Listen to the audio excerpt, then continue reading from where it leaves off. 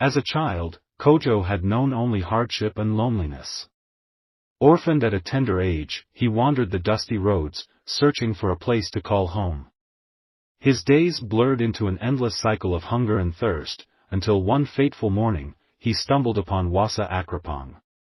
The villagers, with their warm smiles and open arms, welcomed him as one of their own. Years passed, and Kojo grew into a strong, determined young man. His unwavering dedication and obedience caught the attention of the village king, Nana Adusei. The king, impressed by Kojo's work ethic, summoned him to the palace. "Kojo Nimmo, I have observed your tireless efforts," Nana Adusei said, his voice like thunder on a summer day. "I shall make you one of my trusted servants.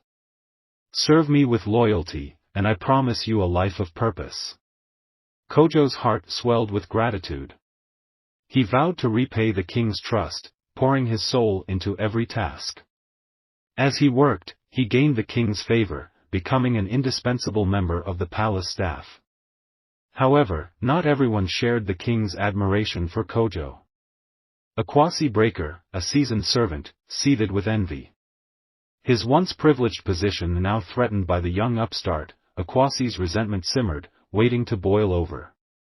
On the eve of the king's birthday, the palace bustled with activity. Gifts poured in from far and wide, each one more extravagant than the last. Among them, a golden ring, crafted by the finest artisans, caught the king's eye. "Kojo, my trusted servant," Nana Adusei instructed, "take this ring and keep it safe. No one shall enter my chambers but you and my wife." Kojo, honored by the king's trust, carefully placed the ring in the palace treasury. Unbeknownst to Kojo, Akwasi Breaker lurked in the shadows, watching and waiting. Seizing the opportunity, Akwasi snatched the ring and hid it beneath Kojo's trunk, weaving a web of deceit. "A thief!" Akwasi shouted, his voice dripping with malice. "Kojo Nimmo has stolen the king's ring. Search his belongings, and you shall find the truth." Nana Adusei, deceived by Akwasi's treachery, condemned Kojo to imprisonment. "If the ring is not found within 3 months, Kojo Nimmo shall face death." Kojo's world crumbled. His pleas fell on deaf ears as the days ticked by, each one a countdown to his execution. On the eve of Kojo's scheduled execution, a violent quarrel erupted between Akwasi and a fellow servant. In the heat of the argument, Akwasi's guilt spilled out, revealing his treachery to all who listened. The linguist, witness to the confession, rushed to inform the king. Nana Adusei, realizing his grave mistake, summoned Kojo to the palace. As Kojo stood before the king, trembling with fear, Nana Adusei's expression softened. "Kojo Nimmo, my loyal servant, I have wronged you," the king said, his voice heavy with remorse. "Akwasi Breaker's deceit blinded me. Take this ring, a symbol of my apology, and know that you are free."